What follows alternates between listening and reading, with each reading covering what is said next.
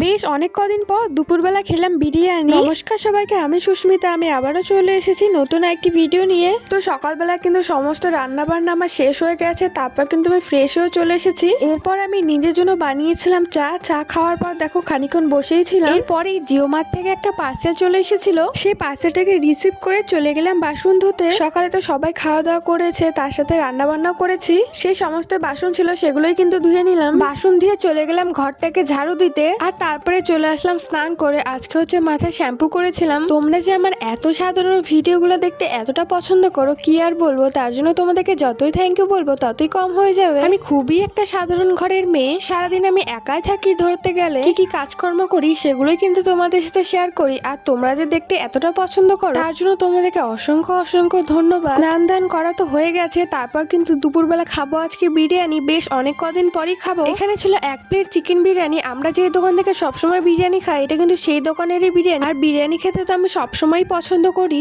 তো আজকে দুপুরে খেয়েছিলাম কিন্তু বিরিয়ানি। তারপরে গিয়েছিলাম আমি টিউশনিতে, সেটার আর কোনো ক্লিপ নেওয়া হয়নি। টিউশনি থেকে এসে খিদা পেয়ে গিয়েছিল, তাই ভাবলাম কিছু একটা বানাই। তো এখানে বানাচ্ছিলাম হচ্ছে ইপি। আর আজকে তো দুপুরবেলা বিরিয়ানি খেয়েছিলাম, তাই কিন্তু কেউ আর ভাত খায়নি। তো সমস্ত ভাতটাই কিন্তু রয়ে গেছে, ভাত তরকারি সমস্ত কিছুই আছে। কিন্তু এই ইপিটা চাউমিনের মতন করে বানাচ্ছি। এই ইপিটা আর তার সাথে যে ভাতগুলো রয়েছে সেগুলো দিয়েই কিন্তু রাতের খাবারটা আমরা খাবো।